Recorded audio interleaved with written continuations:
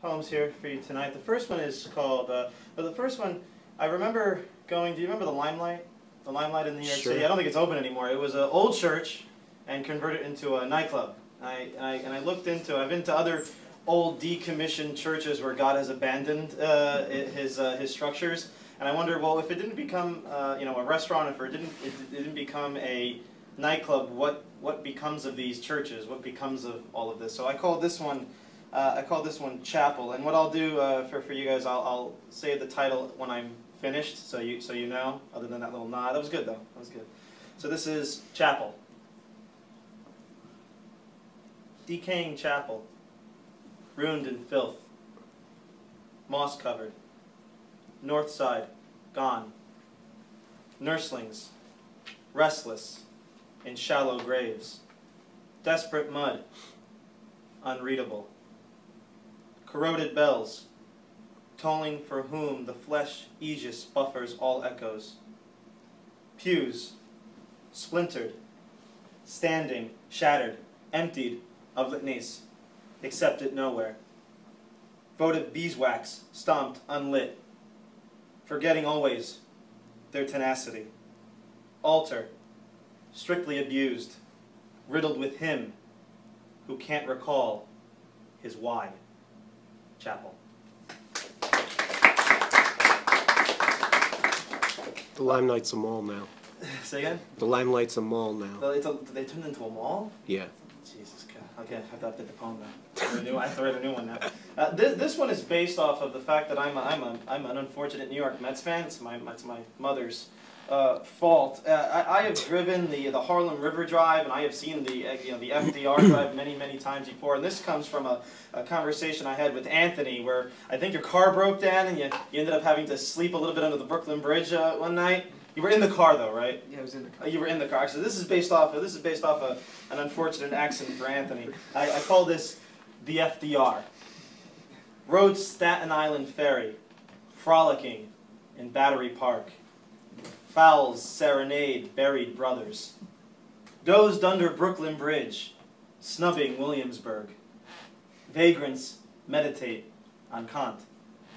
Waved off the tunnel, awaking near 42nd.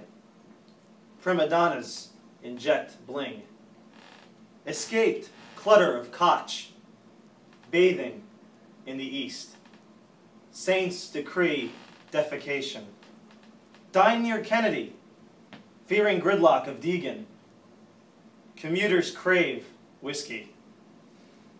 Besought escapism of GWB, rising above and beyond Amsterdam, the FDR. Again, this next one, and it would seem my recurring theme is silly conversations with you and Norm and Sean being the unfortunate fourth in it all. This one's based off of a long walk Anthony and I had in Greenwich Village back in February. It was a windstorm that night. He had a jacket, I had nothing. I had a blazer on, and the wind burns on my neck the next morning would lead you to believe I was doing other things that night, but it's not true. It's not true. I came up, though, in my freezing cold delirium, what this poem's title is. 3 rules. I wish to drink alone. I wish to shit comfortably. I wish to eat pancakes in the morning. Could my soul's mate be real? Would she even recognize me? Should I bother searching for her? When a baby is born, wrap it in a blanket. No infant should be birthed into a white suit. A bow tie is not equal to a baptismal bonnet. It's sad when a girl sells movies at a bookstore. She insists on coexisting in a sitcom. Love is denied to her on a constant basis. Oxygen toxicity causes bearded, bespeckled fantasies. Hedonistic massages are being administered. His counterpart sits next to him, accepting the erotica. What if life went on a minute too long? like a Bryan Adams song. What if Absalom enjoyed canoodling Allison's asshole? What does Professor Sean O'Connell do on his day off? There will be no sharing of the bourbon. There will be no sharing of the bathroom. There will be no sharing of the breakfast. 3 rules.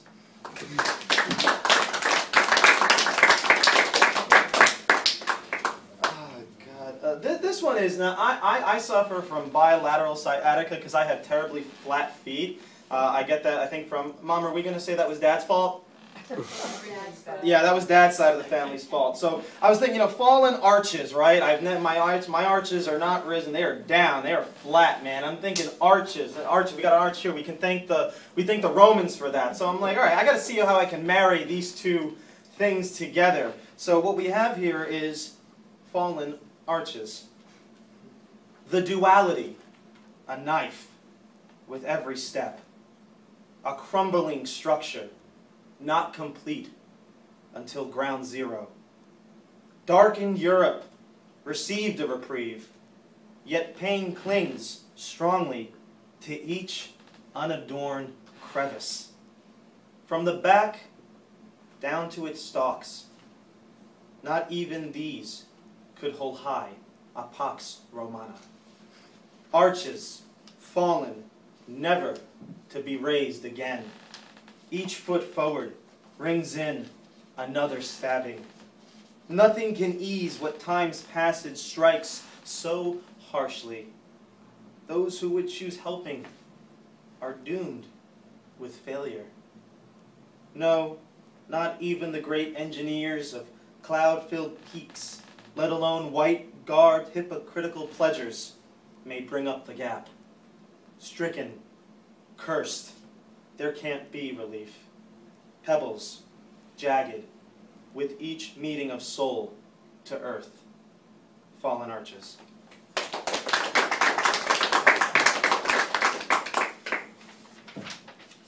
This one's based off of the one thing I can say really well in Spanish. Any Spanish speakers in here?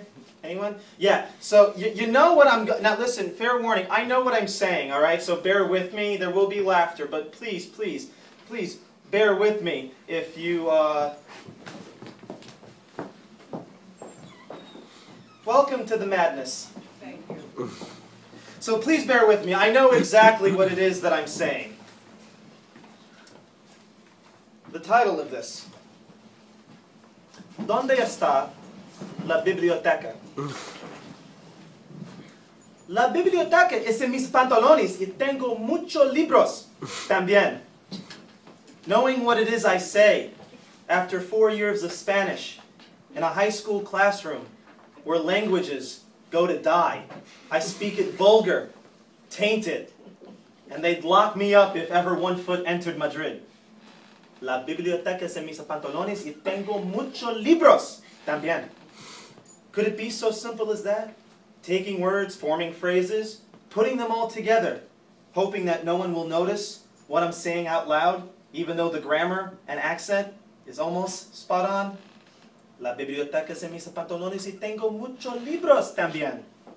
You see, it makes no sense to anyone who didn't take required nap time sessions run by non-Hispanic women, teaching repetition, memorization, preaching both to be the key to a full, complete understanding.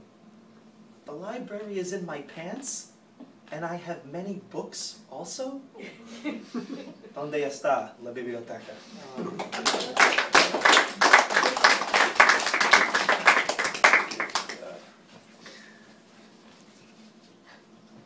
All I'll simply say is afternoons. Hardwood floors, replicated, glossy, surface level. The dog barks, wishing to release bladder. Can't be let out. Wife is busy. Forgetting pickup, neglecting cleanup, attempting keep up. Fresher concubines under bed sheets, imagining a decade didn't happen. Sins of sodomy, unchallenging. Happily wedded spouses, striving for unrealistic outlooks, where alien contagions aren't an issue. Canine urine sprinkled over expensively fake original. mirroring unripe jism, squirting into remodeled vagina. Afternoons. And this is the last. This is my 7th one. This is the last one. This is based off of a. When was this? Back in October, November, or September? This might have been September. Anthony said, "Hey, Bill, let's go out for breakfast, and then we'll go to William Carlos Williams' grave. It's right here in Rutherford." And I said, "Oh, okay." And William Carlos Williams, famous, poet based out of New Jersey. He was proud of it, Sean, wherever Sean's hiding back there. Carlos Williams was proud of it. His son, William Eric, was actually my pediatrician up until he died in the mid-90s. I like telling people that. Dr. Williams' son, Dr. Williams was Dr. Williams' son. I love it. And Anthony, we went to his grave, and it wasn't just the grave it wasn't just his grave that we looked at. We wandered. We were morbid that day. We were weird that day. There were some really funky graves. I mean, there were large boulders with stuff carved in, and it was really, really weird. And then we went to the diner, and I started misquoting Ginsberg poems. And this is where this comes from, and this will probably be the titular poem to the new book I'm putting that these are going to be featured in. And the title we have here is, "Where Are You Going Tonight?" Walt Whitman. White sticker placed on antiquated postbox of blue, where dandelions sprout up around rusted legs. Saw a picture of you, young, bearded, hand on hip. Where are you going tonight, Walt Whitman?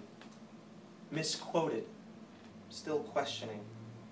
Life is crabgrass between two graves, where Dr. Williams rests, without an angel to roll away the stone. Unattended, forgotten, chalked up to time, and a Star of David, remembering Solomon's friend. No one knows where anyone is going. Tonight hasn't come. That sticker remains, weathering storms, surviving long after words cease to soothe. Where are you going tonight, Walt Whitman? Thank you.